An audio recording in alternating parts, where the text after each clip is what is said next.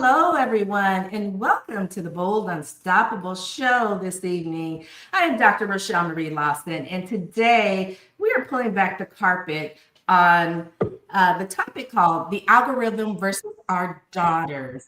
And the theme is really about social media, mental health, and our young women. I have some wonderful esteemed panelists with me, and I'm going to give them a moment to share, a little bit about themselves. But the synopsis today is between filters, comparison culture, online bullying, and nonstop content on social media.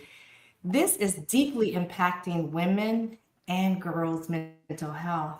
And this episode is about tackling the anxiety, depression, body shame, body image, self-worth, and the pressure to perform and be that perfect person online we all know does not exist. Panelists today will discuss their own experiences, they'll discuss parenting challenges, as well as a way to protect our young women and our sisters at our age's own mental health. So, if you have a daughter, granddaughters, cousins that are girls, or anybody in your family that's a lady that you know and feel that might be impacted just a little bit about this social media stuff, stay tuned because the filters, the comparison, the likes, the follows, all that crap is going to be discussed. The silent pressure to look perfect, to have it all together, and to be that all the time we know is not reality. But what these girls see on social media, they take and they hold it dear to themselves, and particularly to young ladies don't understand that that is not real life, what we see on social media. You can project and portray yourself any way you want to be, and ain't nobody really gonna follow up to see if it's actually accurate, except for those who might be close and know you. So with that as the opener, I want to begin with introducing our guest, and we'll go ahead and start with Beth. Thank you. I am an author, a songwriter, and a mother of three 30-somethings, and challenging at this point now that they're older. So you don't have that kind of, you wish you had the power, but you lose a little bit of it. I started writing about 4 years ago because I had stories in my head for 25 years, and I didn't think I was good enough to do it. And that touches on, what happens to us when we get to a certain age, and we say, yeah, I can do it. I can do it, and I can do it well. Well, thank you, Beth, for being a part of today's panelist. Let's move on to Cynthia. All right. Hello, everybody. As they said, my name is Cynthia Appiah. I'm a systems architect. I'm a trained social worker, but I am now the CEO and founder of my own business. Beauty from Within Coaching and Consulting is an empowerment tech ecosystem. And this episode was very dear to my heart because I do teach on digital strategy and digital matrix. So this is a perfect segue for me to speak on how we can improve that. Well, thank you, Miss Cynthia, for being a guest panelist on you. today's show. How about you, Miss Nikki? Hi, everyone. My name is Nikki Green, and I work with aspiring entrepreneurs to help them through their initial challenges to start businesses. I spent the last 25 years working in Silicon Valley, helping a lot of them do it. So I'm very close to a lot of the tech and worked with many of these big tech companies while I was there. But now that I'm here in Chicago helping smaller businesses, one of the things I also do is coach girls volleyball. So I am around young women, middle school and high school age all the time, and seeing the influence of their, not only on the girls on my team, but also my own stepdaughter who's 14, definitely opening my eyes as to what's really going on out there. So thanks for having me. Well, welcome, Nikki. And Kimberly, you joined us late. So tell us a little bit about yourself. Hi, and I truly apologize. I am Kimberly Johnson. I am a licensed mental health counselor. I am licensed in multiple states, but my primary license is out of the state of Indiana. I have been doing this for 23 years. I am the director of the counseling center at a private Lutheran university in Indiana. I also own my own private practice. I'm also a licensed minister, and I have a ministry called Becoming Her, in which I work with young adult women. Oh, welcome, Kimberly. Nice to have you. Okay, ladies, Thank I'm going to you. jump right into our first question. And the first question I have for you panelists is, what has been your personal relationship with social media? And how has it affected your esteem or mental health? And you can take that, whoever wants to take it and jump in, go right ahead. Don't be shy. I can start. Oh, Well, I'll go. start. Just go. Just Oh, I'm somebody sorry. Go please. ahead, Kimberly. Go ahead. so for Oh, me, I think okay. especially with starting Well, a I'll private start. practice. I do teach. Okay, let me do this. Let me call on you. Kimberly, go ahead. And then I'll just call on you to just make it easier. Okay. With me, it has been Okay, a yeah. strange There's also a relationship. delay, so that's why. There has been a strange relationship with social media. I think particularly in starting my private practice, I also had a podcast at one point for a couple of years. And I think in the pandemic in particular, there was this push then to do all of this advertising and all of this posting and really making sure that there's an image out there and looking a certain way when you post and making sure you're posting the right things. And I find myself being sucked into that.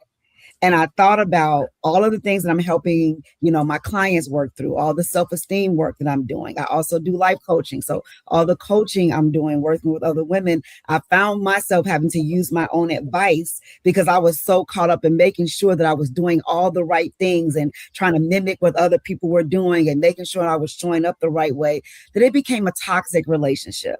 And I had to really make a decision to pull back and dial back and just focus on doing the work and not the image of the work, because it's so easy to get caught up in that. And in that, I really took what I learned from that to really help young women in particular when thinking about image and how you show up and how you perceive yourself and worried about body image and how you look and hair and all the things, because it becomes so important that really overshadows the message and the work that you're trying to put out there.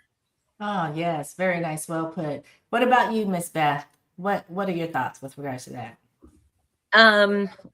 I think the pandemic was something because I have older daughters. The social media blitz that young women are going through today, my daughters kind of they weren't young anymore, but I did have to tell them that some of the things that they were posting was probably not a great idea. And I do admit I was lucky because I always taught them that you're beautiful as you are, and people are going to love you for the authentic you, not one that you make up. And I was very lucky that they did exactly that.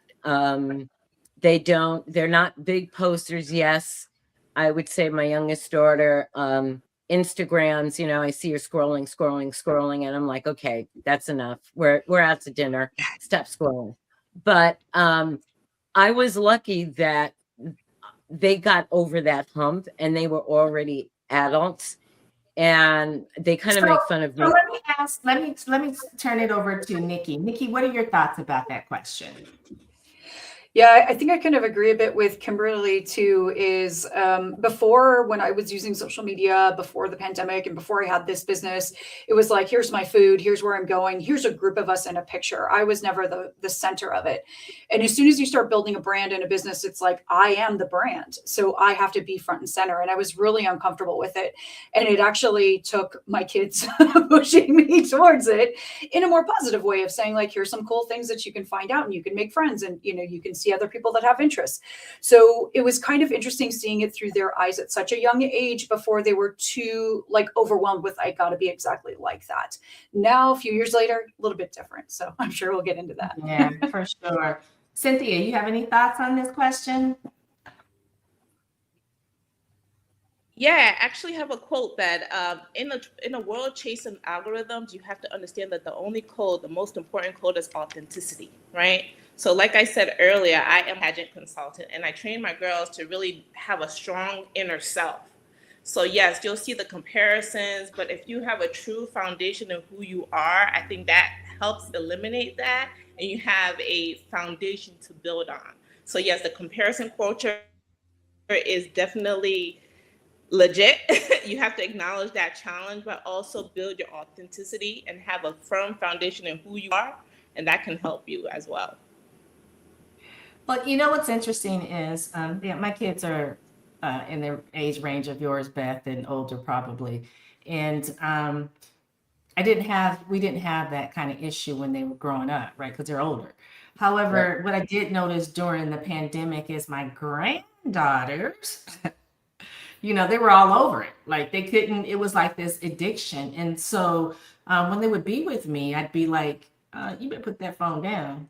You with me right now. You're not with your daddy, you with me. So put the phone down. Let's dialogue, because I'm from old school. Like we didn't have this kind of stuff. And so I think the deepest teachings can go when you just sit down and communicate face to face, voice to voice with these young people, and give them a perspective that they may not be able to see from the world that they currently live in. And so it is a different arena. But again, I put the responsibility and the onus on the parents. So many parents don't want to parent their children, so they let social media do it. And that's why these kids end up having some issues with their mental health. As a registered nurse for 36 plus years, I know the good, the bad, and the ugly when kids aren't parented. And I don't want to say that every parent doesn't parent their kids, but they definitely would rather not spend as much time with their kids because they have this device that can actually free parents' time up, if I'm making myself clear. It's like, you have this device, go play on your phone, let me cook dinner, or let me do this, or let me go here, or whatever. But in actuality, sometimes those devices aren't monitored. And so what these kids pick up is self-esteem things, because they're comparing themselves to everybody else that's like filtered their photos and whatever. They're with this person. They're putting people in the photo that they may not even be with or know. But if you're watching and seeing it, you don't know. And so there is this huge comparison to be perfect to that person on social media who does not exist. And it's very, very sad. I see it. Now, ladies, have you noticed changes in your daughters, your nieces, or your granddaughters, or other young women that you may know or mentor that you honestly believe are tied to social media? And Nikki, let me go with you on that.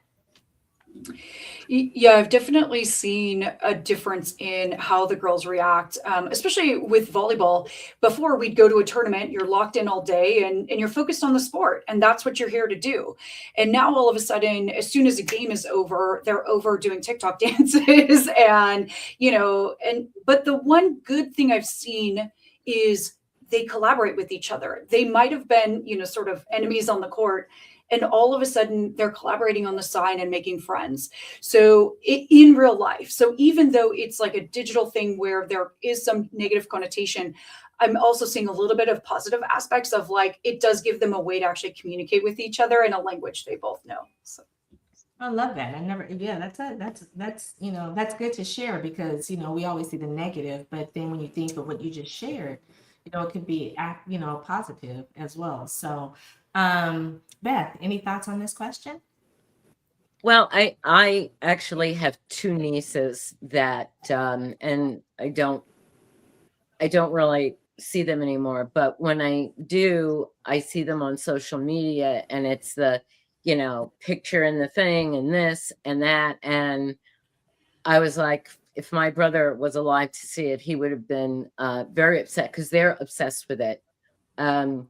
I don't have that, but and I'm a grandmother too, so but she's little.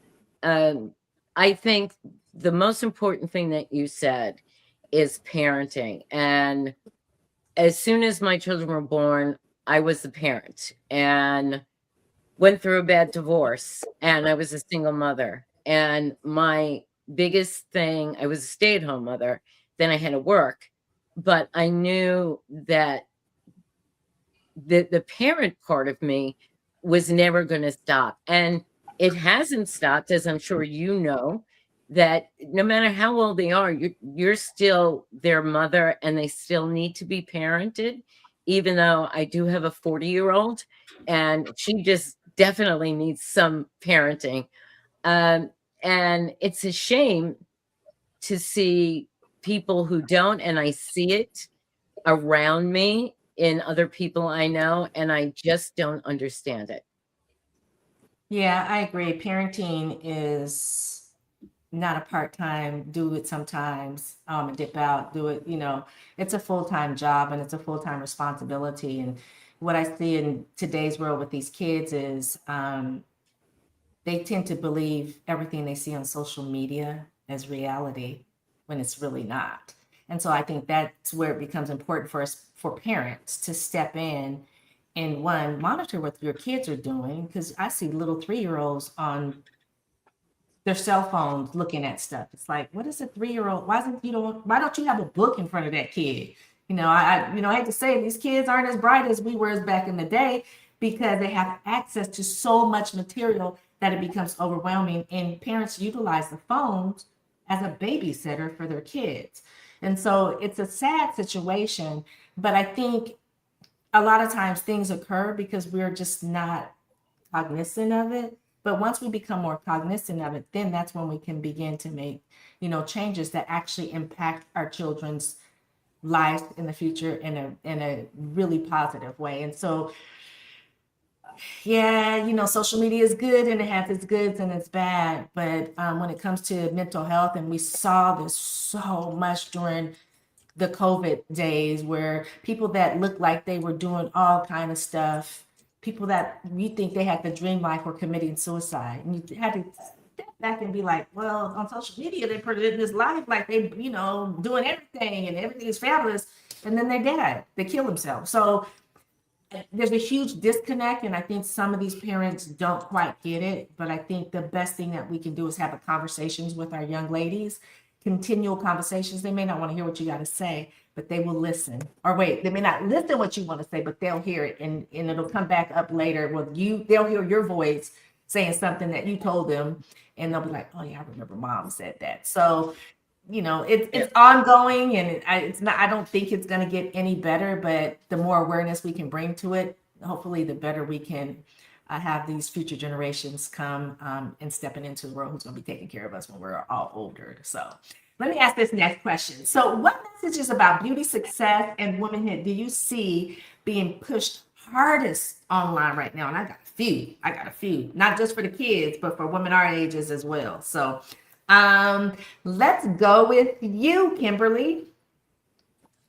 I think there's several things. I think one of the top things that I'm seeing right now, especially think about success, all this thing about women being independent and you not needing a partner, you don't need a man, you don't need anyone. They're pushing you can do it all by yourself, which is not a bad thing. And the women's independence is a good thing, but they're making it out to be that I feel that they're changing the culture where women can be alone.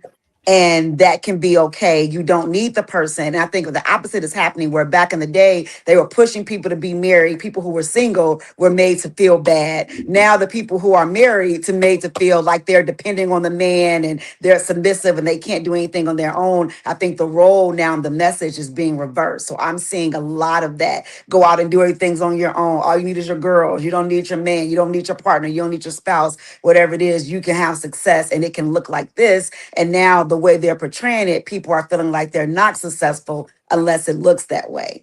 I think also now when you think about, all of the GLP-1 medication, which I think is great for people, you know what I mean, to get that. People need the jumpstart, people need the assistance for weight loss. But I think now what's happening is people are feeling like, well, once again, here are the body image issues. And if you're not thin, if you're not a certain weight, if you're not looking a certain way, then maybe this is the route I need to take because this is what everyone else is doing. So I think it's what keeps happening over and over again is every year there's a different trend. There's a different motivation to either be successful, to look a certain way, to feel a certain way, what healthy looks like. And if you're a person who are looking for social media to guide you, then every year you're going to do something different. And it doesn't mean it is the right thing for you to do, but if everyone else is doing it, then I need to do it. And then sometimes there may be negative consequences for you. I agree. Another, I see the GLP-1 and all the, peptides and things of that nature. And again, this is the nurse in me. If you don't correct what's up here, you can take all the drugs in the world. As soon as you stop taking those drugs, you revert back to the habits that led you to where you wanted to take the drugs, right? So yeah, it's good that they've made these medications available, particularly for people that have diabetes, heart conditions, things of that nature. But it's not a fix. It's not a fix for what you need to fix up here. And so I think we need to address the issues up here, which no one is doing. The other thing I see a lot of is, the skin serums to make you look young. If you just took care of yourself and had better health, you don't need all this other stuff. You know what I'm saying? I mean, you can go on social media right now and if 5 things will pop up on your scroll that has to do with, microneedling or some Korean skin thing, or you can enhance your lips, or, and it's like, so again, they feed to us what they want us to buy. Back then it was like market dictate to what people buy, or do people dictate to the market what they should buy? And I think the market dictates to what people buy. The more they promote it, the more you see it, the more you think you need it, even if you're beautiful in your own self, right? So there's a lot of stuff going on. There's a lot of stuff that these kids got to deal with, but that's when the parents got to be parents and actually have those conversations. And every conversation you have with your child is not going to be roses and sweetie and peaches and cream. Sometimes you need to get up in them and let them know that the reality is outside of their little box that they carry and they look at multiple times, or it's glued to their face. That's not the real world. That's the fake world. And you can appear any way you want to in the fake world.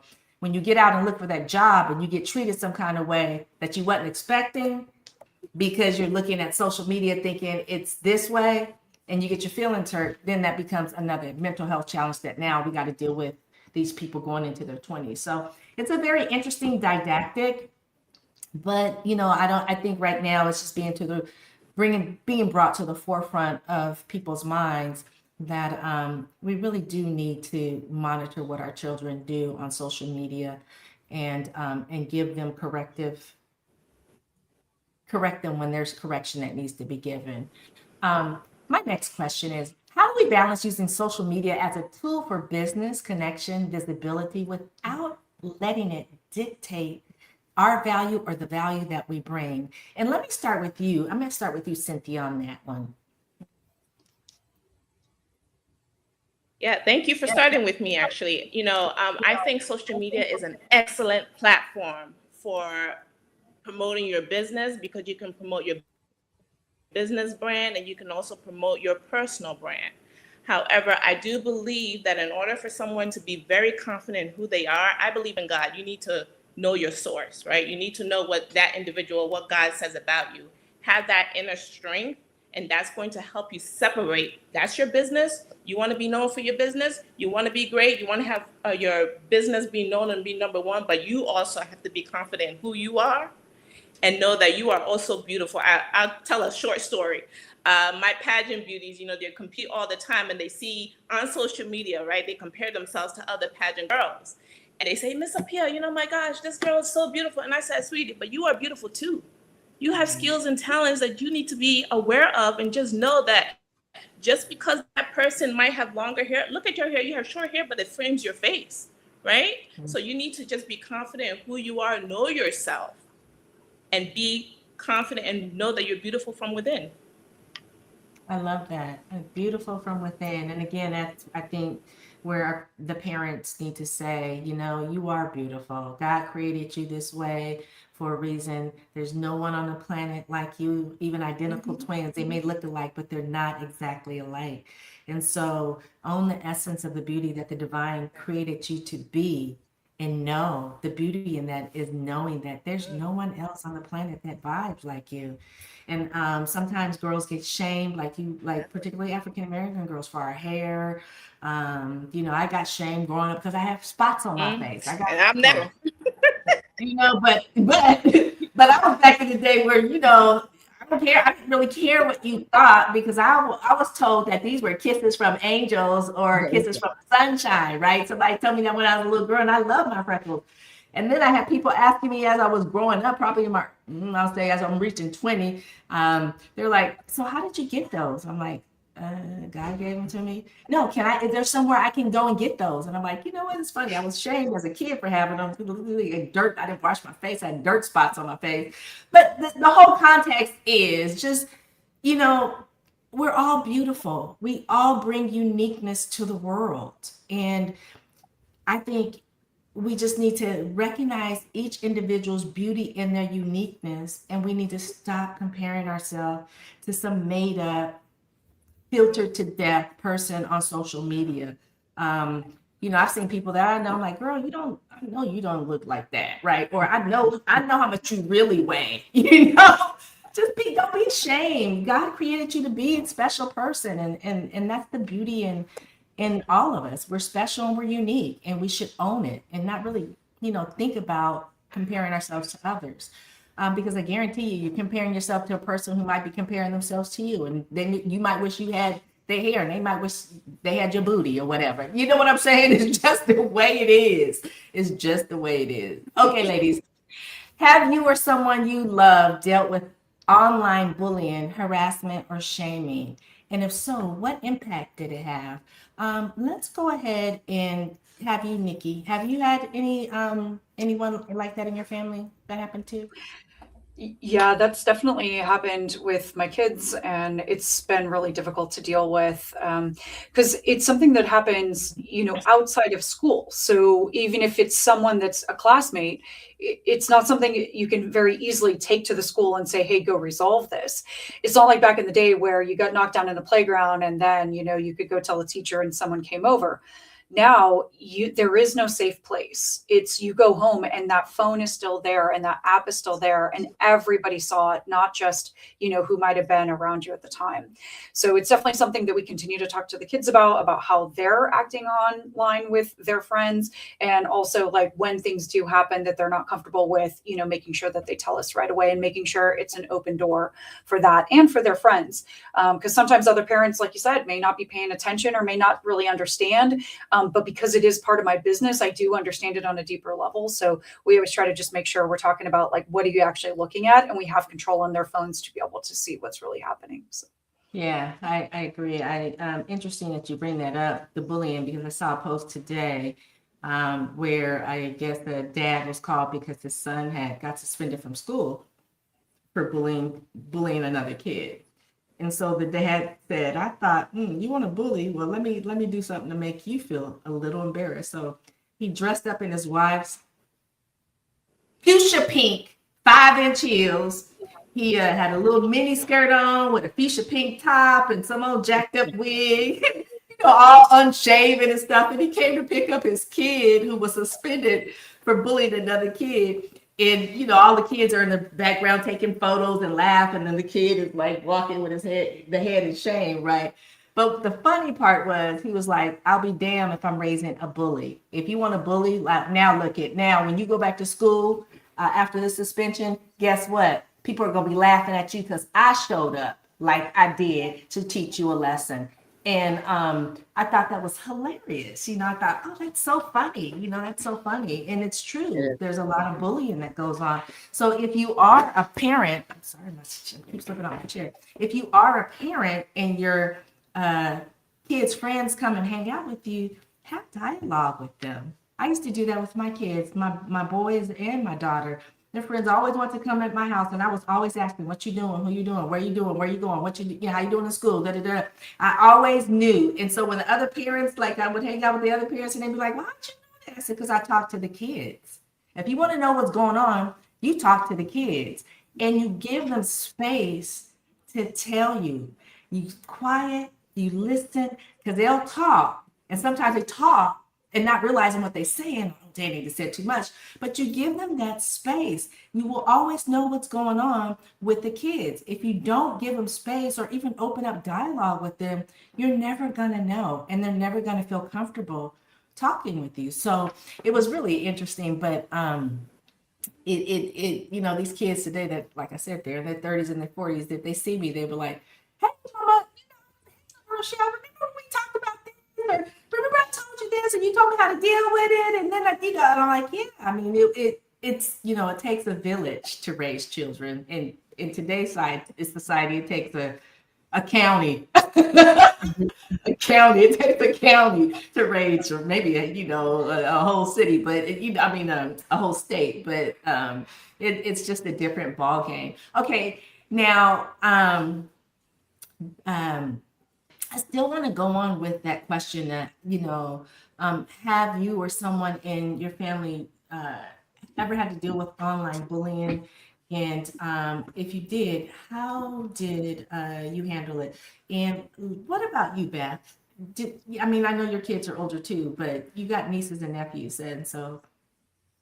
Yeah, I would say no on all of that. There was bullying pre-social media, and I was at my kids' school a lot doing, whether it's with substituting, whatever. And I knew who the bullies were in school. And I went to the parents and I said, your daughter said this, or there would be a birthday party and my daughter and one other kid was not invited. And I said to the parents, how do you do that? Like that, what kind of message are you sending to your child? I always told my daughters, either you're inviting all the girls in the class, whether they were liked or not, because that's not the way we do things. It's not nice to exclude people. And so I went directly to the parent and said, what kind of message are you sending your child by, bullying or excluding? But I do want to say one thing that Kimberly said about what a woman should be. It's a big thing now, and I've seen it on news programs where these young girls, and they probably are in the 20s ish, are saying, yeah, I don't need a man, I don't want to do this. And I think it's sad, because it's the way you go into a relationship. Sometimes, and most of the time, a man, and I've been divorced, so a man can make your life so much better, but it doesn't mean you're dependent on them. And the other thing I see is, where these young girls, well, I don't cook and I don't clean. And it's like, I taught my daughters how to cook and clean and there's nothing wrong with knowing how to do those things. And now it's like, why you cook? Why would you cook? Why wouldn't you cook? I mean, there's nothing wrong with some of those, and I don't want to call them old fashioned, because I do it. Knowing how to do those things. It doesn't mean you have to do it every day or whatever, but I taught them my grandmother's recipes. It's just something you have to instill what they came from, whatever ethnicity, you want them to grow up with that, and that makes them a better person. Here's where I'm gonna disagree with you. I think nobody needs anybody else. They need to love themselves first.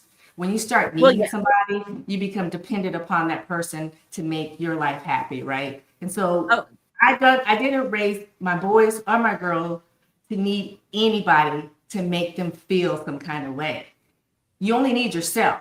And when you're Yeah. standing independent and true to yourself, then you can attract the right partner. But to say I needed a man, I needed a No, man no, to no. procreate, but anything else, I didn't need a man for. Of course, you want to be in a loving relationship and all of that, but I don't need a man. And I don't think we should teach our children that they need a significant other. No. Yeah, You know no, what I'm saying? I So, didn't, yeah, I yeah. didn't say that. So yeah, I didn't say So, that. okay, ladies. Kimberly, what are your thoughts on that question? Do you want me to repeat it? Yes, can you repeat it, please? Yeah, the question is, um, uh, have you? I guess it was about online bullying. Oh, the online bullying question. Yeah, So yeah. no, I have not. My daughter is now 23. She didn't deal with that either. And I think with my nieces and nephews, I have not seen that online. But I do know that for one of my little cousins, and I want to say he is in the fifth grade now. So last year in the fourth grade, he struggled with having a couple of bullies at school. So these were like on, on the at the school grounds. And my aunt, which is his grandmother, is raising him. And she had to go to the school a lot. And she would say, Kim, I may need you to come up there, and act like you're his therapist or just be the in-house family therapist to help me manage this. Because what was happening was, the teachers were not really doing anything. The parents were not trying to get involved, and it kept going on and on and on and on. And then the times when he felt brave enough to defend himself, then he was getting in trouble and not the bullies. And so I'm finding that it doesn't really matter. It's not even all about online anymore. Bullies are still existing in person and online. And I think we've had this same issue for so many years and nothing is constantly being done about it. But it's so interesting because I saw on social media a few days ago there, and I don't know if it was a skit or not. And people even in the comments were like, even if it was a skit, it was a great skit where a woman took her child to the house because she knew where the family lived. And she told the mom, your son is bullying my son. My son is coming home crying. My son is coming home embarrassed. He's having a hard time. And he was talking about his clothes. He didn't have name brand clothes, name brand shoes. And the mom of the person that was doing the bullying made the son take off his Jordans, give them to him, and made them exchange shoes. And he said, tomorrow you're going to go to school with the non-name brand shoes, and you're going to see what it feels like to be bullied and to walk in his shoes and to be the one that people talk about and to be the one that people call dirty and call the names. And it was so good how the parents communicated and worked together. And I think that's what needs to happen. Like you said, Beth, when you go to the parents, and these days it's hard because parents are not like they used to be. You know what I mean? I'm 48 years old and and I'm just thinking about even when I was growing up, it was a completely different story than what it is now. And it's so difficult because you have to be careful. And these parents are modeling this behavior for their children. And they don't think that there's anything wrong with it. And so I think about my cousin. And he had a really, really hard time. And I'm hoping that this school year is different for him. But I think if the administration and the school will stand up and have anti-bullying campaigns and have zero tolerance for certain things, it would change the culture that's happening in our schools. I love it. Another thing I think they should do is implement phone check-in. When you get to school, check that phone in. You get your phone at the end of the day. And I would say that would be all the way from elementary all through, up in high school, because you'll have a lot more attention, the Yeah. kids' attention versus, them being distracted doing this and stuff. So, And they're yeah. on social media in class while the teacher is Oh, instructing. They're on social media. They're girl, doing all the yes. things. They texting, girl, you took this math test. What was the answer to number 7? You know what I'm saying? It's or downloading AI and answer to the question. So Yeah. Yeah. it's definitely a different generation for sure. Definitely. Okay, ladies, let me ask you this question.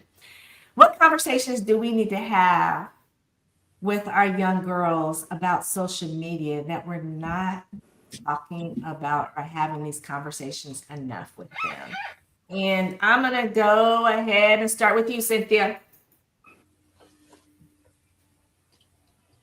Okay. Well, I think it's good to teach young women confidence, right? And confidence comes from all different levels, right? Being competent in your skill set. I know we are in a comparing culture right now, but you have to know what you are good at, what makes you confident. So I think there's a lot of personal development that needs to go on so the young ladies understand that they are great and not to compare themselves. So that's what I'll start with. Love it. Yeah, because there's no comparison. There really isn't. Everybody has a unique gift that they bring, and I think it's beautiful. Okay, ladies, last question of the evening. If the algorithm suddenly changed, could you let me rephrase the question. If the algorithm suddenly changed, could you hear your voice? What would you want it to stop doing and start doing for young women and young girls or girls growing up? And so, Nikki, I'll go ahead and start back with you. I would just love it to be more positive. I think right now there's so much emphasis on the negative. And if there are positive things that the kids are interested in their life, then show them those things. Show them kids going to college, going to a trade school, excelling at a sport, something that's good for them. They like reading, even video games, like some of it's okay. And just start to show them something that's a little bit more positive than all this nonsense of just, it's very violent, it's very exaggerated. Now there's a lot of like AI fake stuff in it. And so I just really wish it was like no filter, real life, and real people making big achievements with their hard-earned talent, right? So for me, that would be a big one. Thanks, Nikki. Beth, what about you? I go back to being a parent and teaching them, like Nikki said, my one daughter was in sports, one daughter was into cooking, and the other one, well, I think she was into partying, but the social media, and it's interesting, my 40-year-old has, my granddaughter is going to be 3, and even at 3 years old, she times her on screen time and says, okay, that's it. And she understands that. And what she'll do is she'll take her books and she'll put her stuffed animals and read them. And so I'm happy that my voice got into my daughters for all these years. But if I had younger daughters, and I'm kind of glad that I'm not on that end. Yes, confidence. It doesn't, don't look at the other things, look at yourself, because there's so much to everybody as their own. They bring their own something special in there. And I also think that if you do see a child who's in trouble. Let me take another person's thoughts on this as well, because we're coming up close to our time. Kimberly, what are your thoughts on this question? I think I would like for it to stop automatically showing everything and anything. And somehow there's this filter that only filters age appropriate, information. And that if it does, something happens to get through the algorithm, that it knows how to automatically block it. I really wish that was happening, because the children are able to access anything. So once you put in your age and it says what age you are, there's like a range of things that algorithm would only show that person based on their age. I love that. I love that. What about your thoughts, Cynthia? Okay, we'll go to Nikki. I agree with what Kimberly said. They actually have teen accounts now on Instagram. Can you hear me? Can you Yes. hear me now? Yes. Can you guys hear me? Yes. Oh, yes. They have. So to Kimberly's point, I agree with that. But they also have teen accounts. And what I would love to see more on the algorithm to push out because I know how they work. I've created systems from the ground up, is that to push more of God's word to young women as well, and really focus on Matthew's chapter 25, verse 14 through 30, the parable of talents, because some people don't understand or don't know the talents that they bring. And so they feel like they're walking around that I have to compare myself. But if you really know what the word says about you, there will be no comparison. There will be no envy, and there will be no jealousy. I love it. Love it. I love it. I'm not about pushing people's religious preferences out in the world, but I love the positive message that you just said with regards to that. That was beautiful. And Nikki. Oh, well, I kick things off with the positive one. But I just think of those friendly reminders of don't forget to eat right, sleep well, do your homework. I think like Beth said, like, how do you get it to be a little bit more of a parent and a little less of a best friend? Yeah. I really liked what Kimberly shared about the age appropriate thing. I'm old school, but I have a huge problem with a 3-year-old on a phone or an iPad. And I see it. I travel a lot and I see these kids and they're on their iPad or their phone, and the parents are sitting there and they're on their iPads and their phone, and there's no conversation with the children. What is a 3-year-old, 4-year-old, 5-year-old, hell, even somebody under 7 need to be? Why do they need a phone? Why do they need to be on social media? You know what I mean? So, again, I'm old school, but to each his own. It's just me voicing my opinion, just like anyone else. It's just, I think sometimes parents get busy and social media becomes a babysitter. And I don't know how old you ladies are, but back in my day, I had conversations with my mom. I had conversations with my dad, my aunts, my uncles. I may have been asking questions that were inappropriate, and I would get corrected if they were inappropriate, or I may have said something because I was the only granddaughter in both sides of the family. So I was always saying something because I had a mouth. I was always getting popped in the mouth because my mouth I just say it. And I would always hear, it's not what you said, it's how you said it. But yet still, today, in today's society, we're so dependent upon having social media in the lives of our children that sometimes we forget that we need to be the parent and actually be that instrumental, influential person in our children's lives that they go to versus reaching for that social media box for advice or suggestions or whatever. So I want to thank you, ladies. This has been a great conversation. I really appreciate all of you being here with me this evening. I know you had to take time away from your families to do this, and I really do appreciate it. And queens that are watching us, hopefully this conversation hit home, because whether or not you grew up with the social media era that we're in now, or you're living with its impact and the effect that it's having on everybody in the world, my heart goes out to you. To the beautiful panelists that showed up today, this evening, thank you for your honesty, your stories, and your wisdom on navigating this digital world without losing our souls in the process. I don't know who's got this stuff on, but to every woman watching, remember, you are more than your profile, your photos, than your follower count. The most important audience that you have is yourself. So put down your social media device right now, if you can.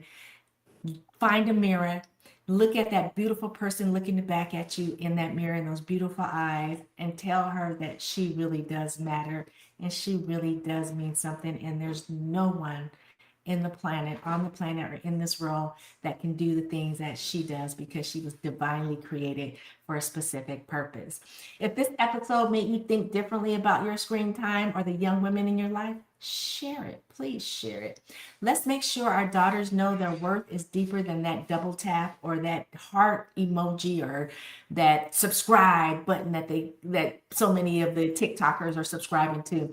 And of course, if you like the show, please don't forget to subscribe to the show so that we can bring a voice of reason, so to speak, to the masses in the world. And I just want to say that I am Dr. Rochelle Marie Lawson, your queen of feeling fabulous, and this has been the Bold Unstoppable Show. Next time, protect your mind, guard your heart, and remember you are already enough, with or without a filter. And until next time, ladies, and everybody watching, take good care and stay Bye. Bye.